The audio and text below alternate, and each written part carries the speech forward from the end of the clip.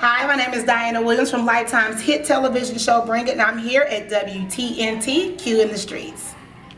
Guys, we are turning up on a Tuesday with your favorite crew. Y'all already know what time it is at WTNT's 107.7 Q in the Streets. I got your country cutie Case in the building. We in the building. When I tell you looking so fly and sexy today, I'm here for this jacket, this hair, the lips. Trying to keep up with the Atlanteans. I mean, get into it. And I got the smoothest talking asshole I know. Enrique Fan, the man with the plan, is in the building. Yeah. Woo, we have a special guest, ladies and gentlemen, drill sergeant herself. Stand up, clap, all that good stuff. We got Coach D. DD4L is in the building for the Dancing Dolls. What's going on, love bug? Not a thing. How I are you? call myself a drill sergeant. I would just say I'm a person. A person that speaks with authority and demands authority at all costs, at any moment, any given time, of any given day. That is exactly who you are. I love them synonyms. For synonyms off the chain. coming and kicking A it little with description. the Q in the Streets family. We appreciate you for coming. Well, thank you for having me. I appreciate you guys inviting me. Yeah, so we're gonna go ahead and jump right into this thing. So I know a lot of people know Coach D and where you are now, or what they see on television and what you've been putting out lately. But let's start from the beginning of actually where you came from and who you were before you became Coach D. Well, I've always been Coach D. I think I was born into this world with that, that description behind who I am. But as far as, my life has been much like everybody else's. I mean, you grow up as a kid, you want to dance, your parents put you in dance classes. But with my life, it has had a lot of twists and turns. There have been a lot of things that have happened throughout my childhood, which I'm pretty sure everybody has a childhood that's a little strange. I would say maybe it's just me. But I'm not going to give away too much, since I do have a book that's coming out, and everything about my life and the details about what I've gone through as a kid that has brought the person that everybody sees is all in my book. Can we get the title of the book? Not Can yet. I give that? Not yet. We can't get an exclusive, Erica. Come on, man. Let's just say It's one of those stay tuned moments. Hey. Stay tuned moments. So a lot of people know that. Well, a lot of people probably don't know. You went to Jackson State and you got your degree in criminal justice. How did you jump from that and then start teaching? Because you work with young children. What's the correct term? What, kids? The correctional. Children. the Juvenile. correctional officer. I got my degree from Jackson State in criminal justice with a concentration in juvenile justice. Okay. And pretty much for me, utilizing what I do with Dancing Dolls is my way of issuing out my version of juvenile justice, just in a way of deterring kids from getting in trouble and staying off of the streets. I did my internship at the Juvenile Correction Center, so I got to see the kids coming in and out for stupid stuff, fighting, arguing with their parents, running away, just some of the stupidest things. And a lot of them were girls. And seeing that, I knew that with Dancing Dolls, I didn't want my kids to be a part of that. I didn't want kids that were around me to have anything to do with that. I worked for the city of Jackson for 5 years, so I not only had the opportunity to impact girls that came to me by way of just regular community kids, but also kids that came to me by way of the community center that I actually worked at. So for me, knowing that I always wanted to be an impact. It wasn't about being famous. It was always about being effective, making sure that I could do something in the community that I would have wanted someone to do for me. I mean, I grew up in the 70s. I'm a 70s baby in Mississippi, in the heart of racism and negativity and, stuff happening around us all the time. I didn't want the kids that I was teaching to go through the same things that I went through. Right. There was not a me when I was growing up for me. So I needed to be someone that they could look up to, someone that they could be inspired by, someone that I could try to help the kids do something better. Right. I mean, people are always trying to make a difference. They always say what they want to do, but they very rarely do. They always just say it. But for me, I threw myself into this. I put my heart on the line on a regular basis for somebody else's child. I'm always out there doing things, spending money, giving up time, losing sleep, like going through it all. But my book goes into grave detail about my life as a kid, me starting at Jackson State, how I got my degree, why I chose the field that I chose, how it helps the Dancing Dolls, why it is that I even call the team dance. Like, there's a lot in the book that kind of gives people more of an open eye as to what it is that I do and who I am. People think they know, but they have absolutely no clue. Wow. That's awesome. And when you spoke about the girls looking up to you, let's go back to the young Dianna. Do you have a favorite dance teacher? Who was your favorite dance teacher? Who did you look up to? I wouldn't say that I had a favorite dance teacher when I was in school because my dance teacher always put me in the back because I was the only African American in class. I danced around a bunch of people that didn't look like me, but it didn't matter. I made sure that I got what I needed to get out of the program. It wasn't about me looking or being like anyone else. Now, my mom was crazy as hell, but one thing I can say about her is that she always taught me to stand on my feet and to own who I was and be okay with being me. I was the lighter, fairer-skinned girl who had long hair. Yeah, my mom was still combing my hair when I was in middle school and high school because I graduated high school when I was 16 and graduated early. So for me, I was still a child to her. So me being different and having a mom who worked for the city and was always around these kids and telling on them when they were doing so made everybody else hate me. Me having a mom who drove a school bus at school and all the kids hated her, so they hated me.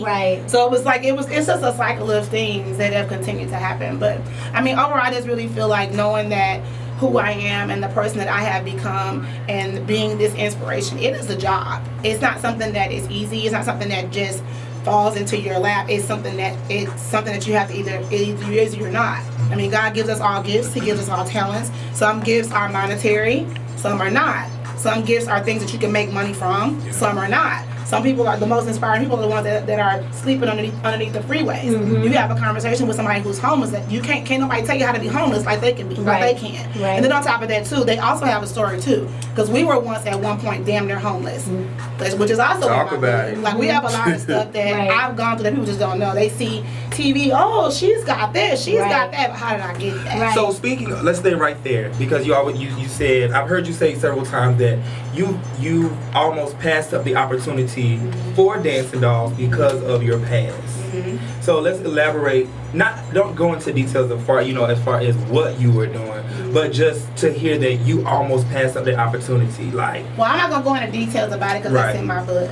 But it's very. I should have waited to the book day. I'm not gonna give it away because in my book it gives you blow by blow as to who, what, where, when, and why it happened, why I said what I said, why I turned it down, because there are reasons, because yes, I did turn down the show when the show first came to me. That is absolutely facts. That's big facts. And most people don't know that, but they would think that, oh, well, then how did you get it back? Well, that's in the book. I'm about to say, wait, so I heard, let's at least tell me yes or no, or yay or nay. So I heard it was two different rumors out. There was one rumor where it was for Jackson State at the time, or was supposed to go to Jackson State, and there was another rumor that was out that you sent the cameras to 3 other teams to let the camera crew choose from one of those teams. That's not true.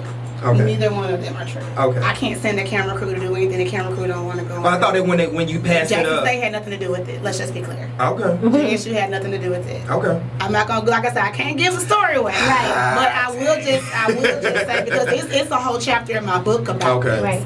But I will just say that when I turned it down for me, but I didn't shut the door for anybody else to not have the opportunity because I'm not selfish like that. And you still wanted the culture to still be seen. Exactly. But it still came back to me because this is the thing about God. Listen, when a blessing is meant for you, it's not going to miss you. If he has your name on it, you can give it away, wrap it up, sell it, do whatever. It's going to turn around and come back to you because it's not meant for anybody else. It's meant for you. It took me a long time to be able to accept that and to kind of own who I am. It's hard being me and having all the pressure, the weight to be this person that everybody wants you to be when you're just trying to be you. I get paid to be me. I can't help this loud mouth and these big teeth and my attitude. I can't help that. That's just me being me. But God chose me to get to do this.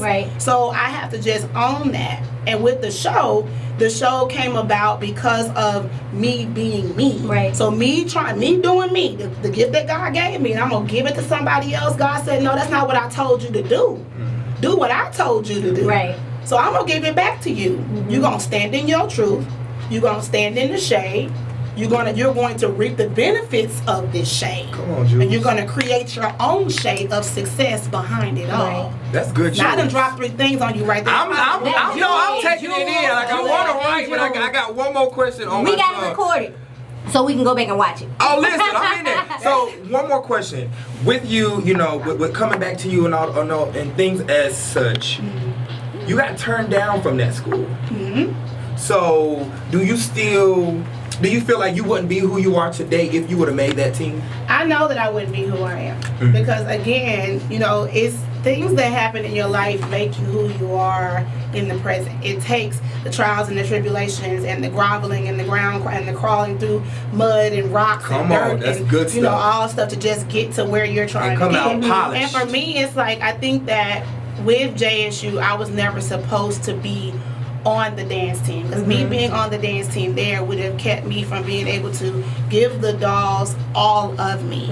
I would have been dancing during a specific time of the year and they would have only gotten me half the time. Right. I wouldn't have been able to pour all of that into them. And on top of that too, me having my own testimony and my own story and my own trials and tribulations, I was able to share a lot of that with them, and they went through that with me. They watched me go through that. So essentially, it was them saying, okay, my coach went through this, this, and this.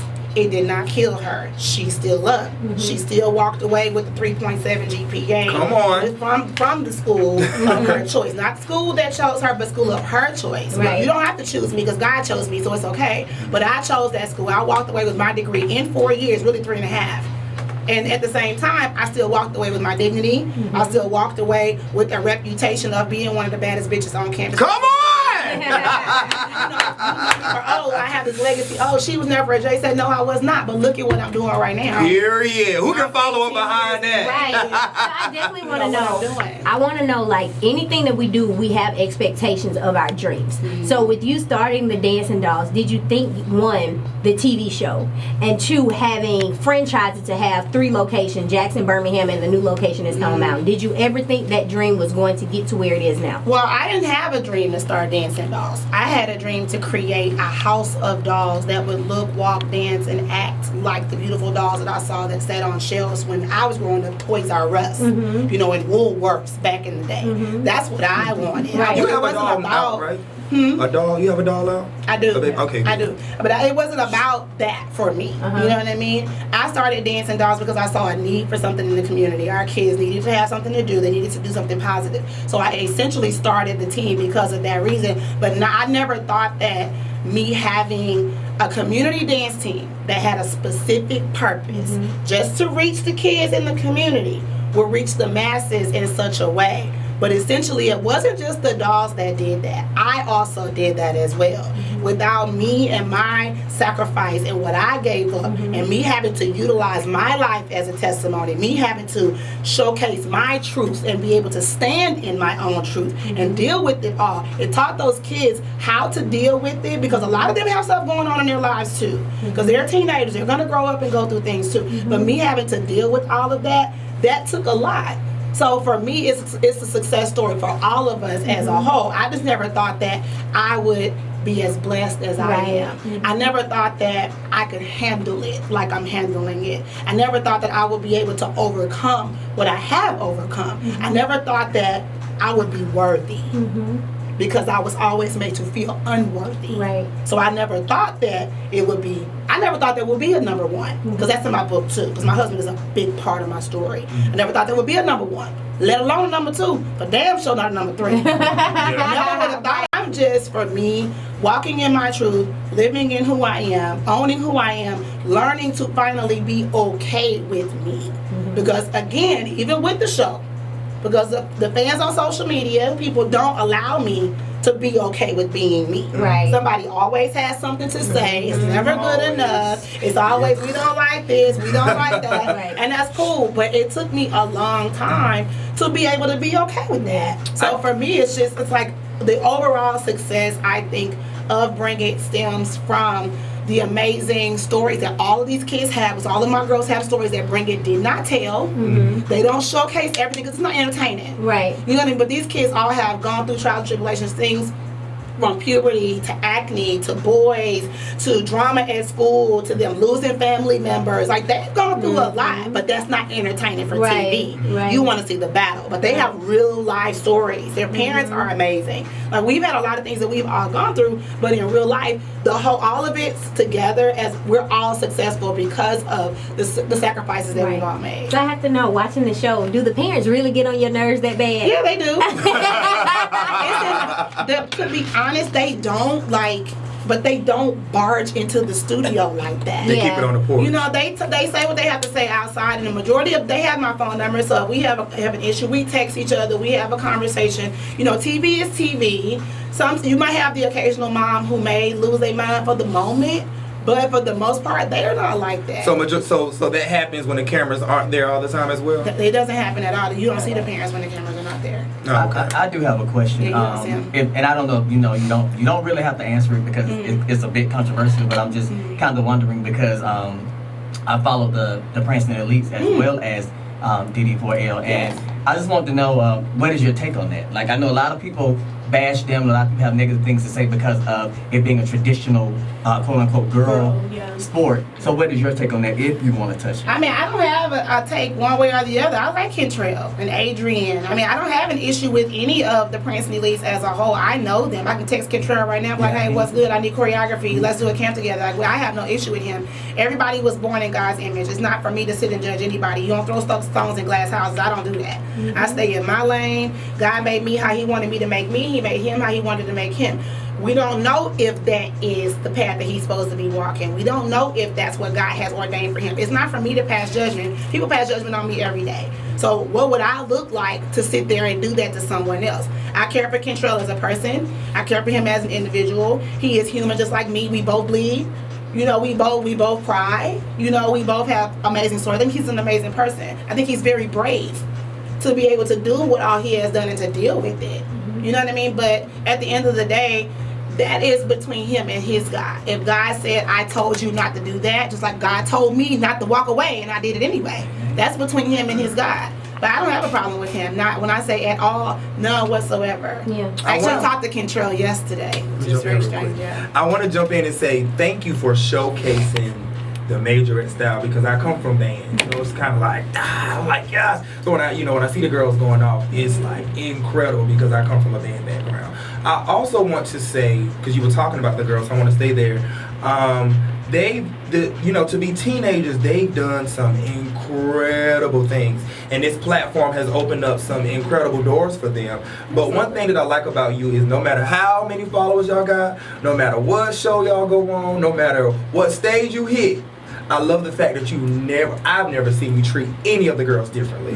I've always seen. I try not to. Yeah, they've never really gotten big-headed, quote unquote, around you, and I love the fact that you can treat all the girls the same because. Well, they're teenagers. I mean, they have their days where they don't want to be bothered, just like anybody else. I mean, they're kids, and then when you're in the limelight constantly and you have no privacy, you can't go to the restroom without somebody stopping. You can't just walk to the mall. You can't just sit and eat ice cream. You can't just go to a movie or just be a teenager. Like, these kids have grown up on TV, and to be from where we're from and to have that thrown on you, some kids can't handle that, and I think the dolls have handled it very well. They have, like I said, their moms, they have an amazing support system from their parents. Not to mention, when we talk, when I pray, like, I really do in real life pray. Like, that's not TV making me do that. Yeah. Right. Like, and I mean what I say. I pray over them. I pray for them. I pray for strength for the girls, for their parents, for the team, for us as a whole, because it's hard. It's hard doing this. I don't want them to ever lose their humility or lose themselves in this, because just like God gave us talent, he can take it away. And I always tell them, you humble yourself, because in any given time, God will snap his fingers and say, okay, you're being hard-headed, you're being disobedient, let me take this from you because you don't deserve it. But you don't want that to be you. Come on, but they're teenagers, you know, so they're gonna make mistakes. They're supposed to. Like, we all did. I did. But at the same time, it's not for me to pass judgment on them. It's for me to try to help them if I can. And if I fall short of what God has for me to give them, that's where their parents come in. And not even just necessarily their parents, but their mentors or somebody else's mom. I've had some of the DDPs speak life into me when I just need to just talk or have a hug or somebody to straighten me, tell me. Because at the end of the day, I'm not too far from being fixed if I need help or somebody to talk to me. Come tell me if something is wrong. But everybody can't do that with me. It's only certain people. So me and Mimi were really, really, really close. Like, that was my homie. So people would always see her coming and talking to me. People were very jealous of our relationship. Anybody that gets too close to me, people are very jealous of that. But she would always come be real with me and say, hey, I think you were X, Y, and Z. But everybody can't do that.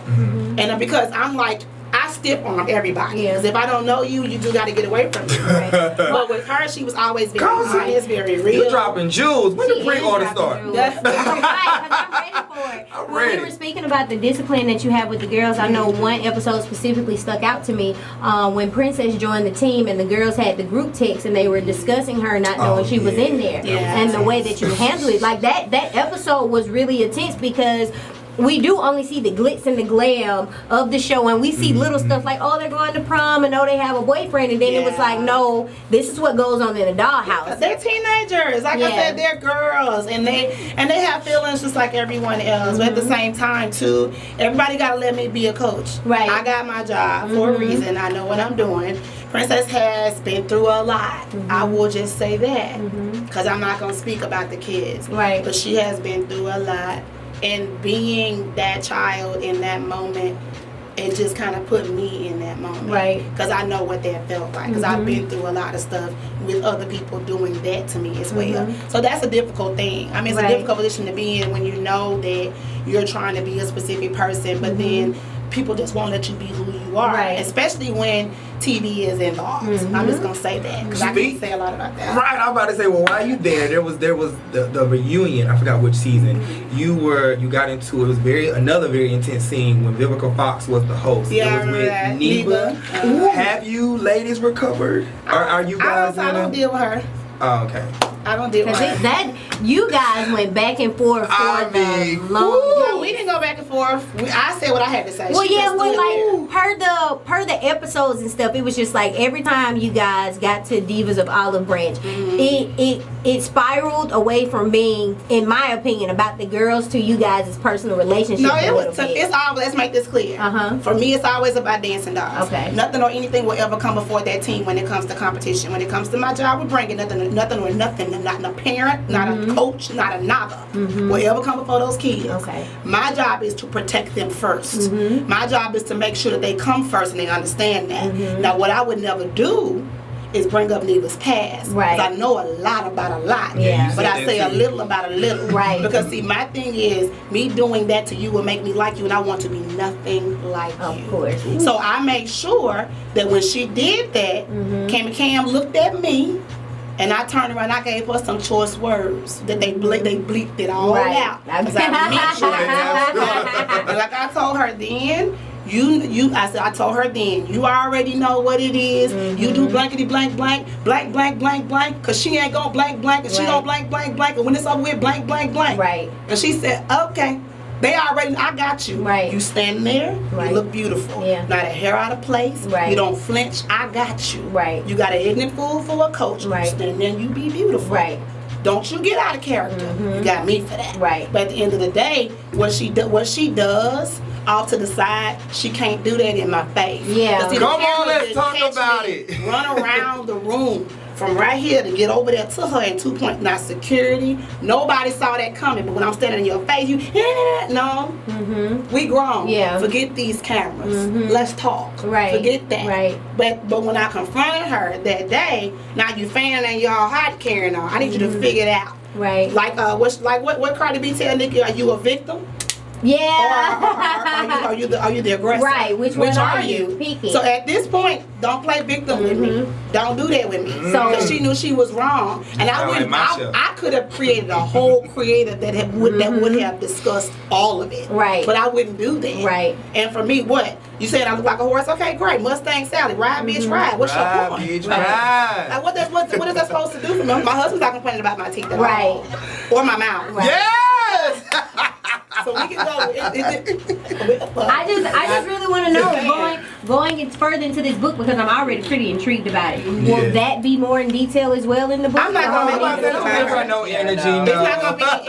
I'm not gonna go into detail about specific coaches or specific people, because I'm not gonna give anybody any energy as I'm removing the pen from everybody else's hand and placing it in my hand. Right. The book is about me. I'm the author of my own story. Right. I've allowed too many people too many years to write what they think about me, Right. or who they think I am, Right. and now it's my turn for me to tell you exactly who I am with all facts. Show 'em. So you don't have to worry about that. Exactly. But with the coaches and the show and all of that, like I'm not gonna give too much energy to it. I'm gonna touch on my different relationships with different people, of course. Right. But I'm not gonna go too much into detail about it. I love the fact that because I'm in the same place in life right now, and we're not dealing with each other. Just go your way and go mine. Because when the camera's rolling, we doing a whole lot. Right. When they not rolling, you can't open your mouth, you can't speak. I mean, you walking all the way.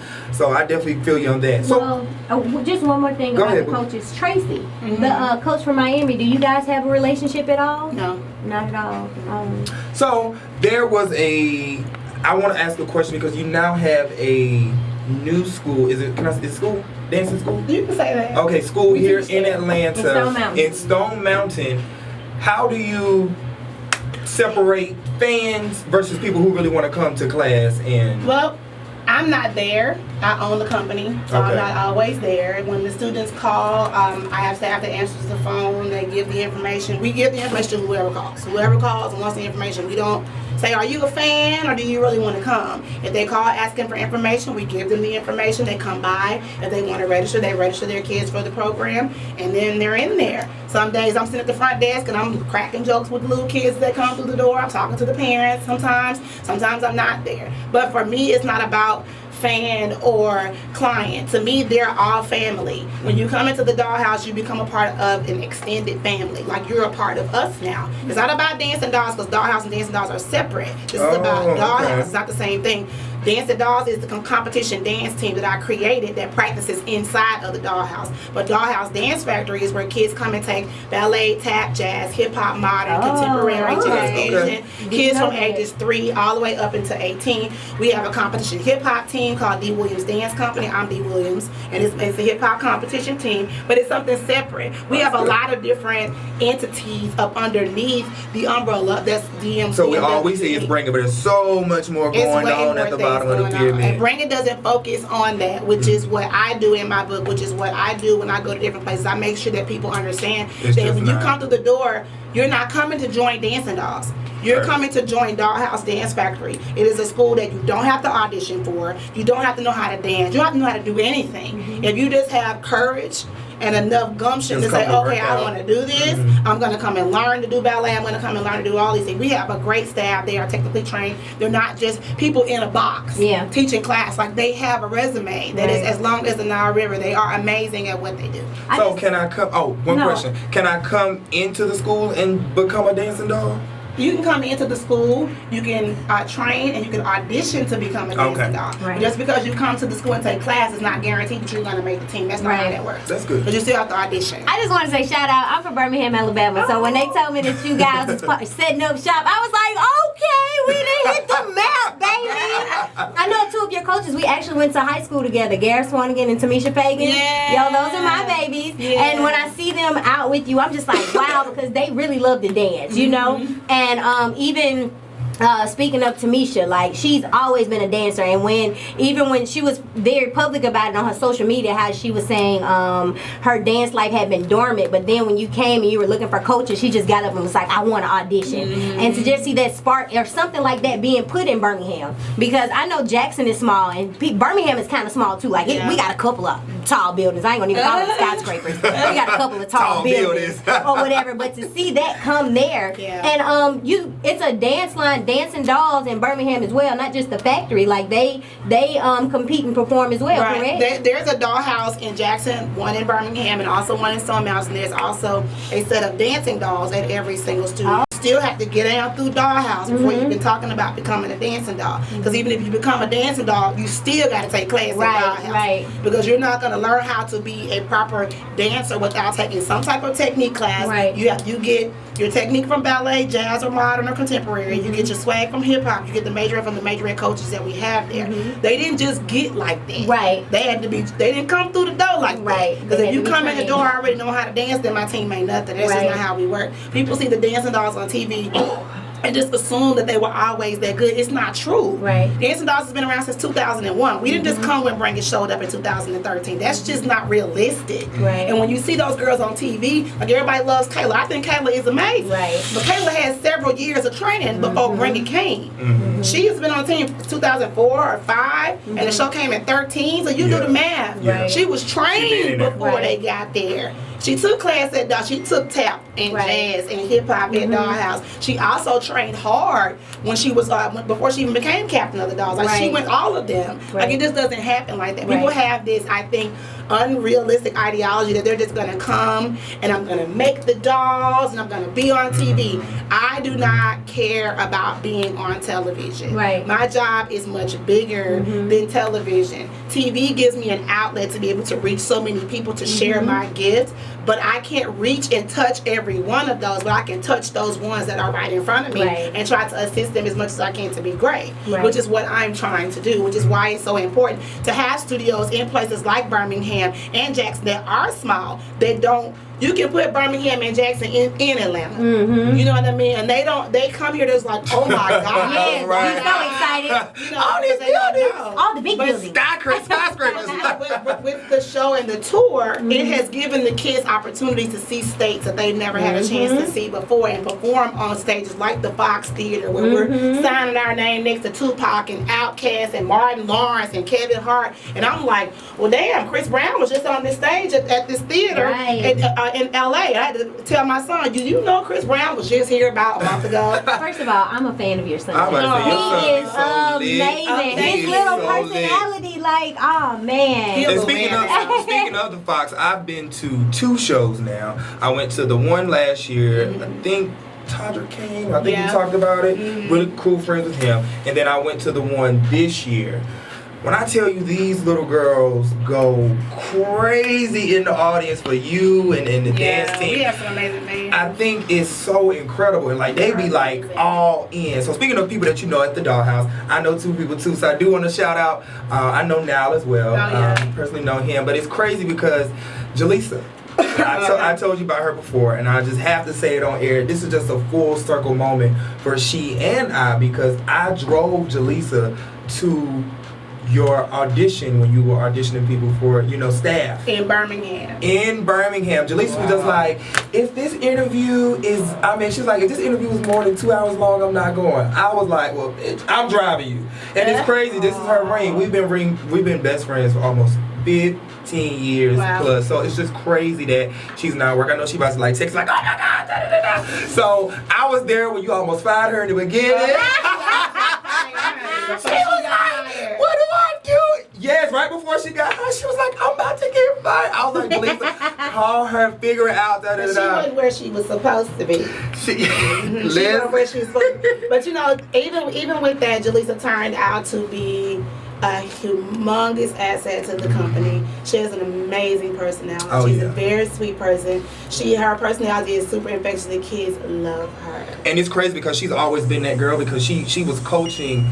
It's so crazy how life works. She was coaching her, where our alma mater before she came. And I told Lisa, I said, Lisa, if you move here, I got you. All you gotta do is move here. Lisa was kicking it on my couch before she got a job with you. And she was up here working at Q on the street. Oh, I'm about to get emotional. That's because that's my best friend in the entire but you don't world. understand, like, Dancing Doll, outside of the TV show, as I was saying, the people I went to school with, like, it's really giving an outlet for people to dive into what they love doing. Because being from Jackson or Birmingham, I know Birmingham, it's like after you get out of school and you're dancing for high school or maybe for college, it's time to go to work. You don't have any creative outlet to say, I love to dance, what do you do? Do something part-time. Like, you have nothing to invest yourself in to say, no, I'm a dancer, I love dancing, I want to teach. And for you to give that opportunity to people is monumental. What are you? I'm a dance teacher.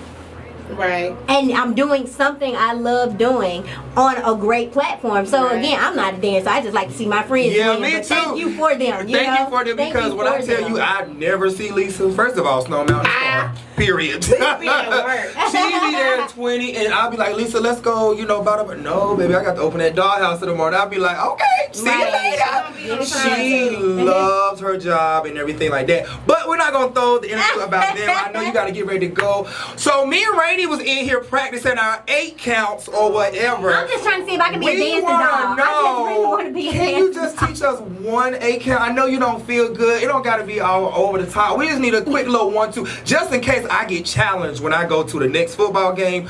I'm ready. I I just need a 1, 2, 1, 2. What can you show You want me? to show us what you want?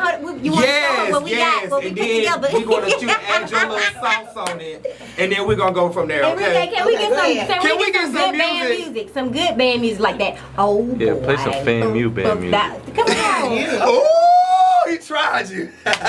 Didn't he do it? You better say Didn't my he name. do it? Just do any band, man. Do Go play Jackson. what you played earlier.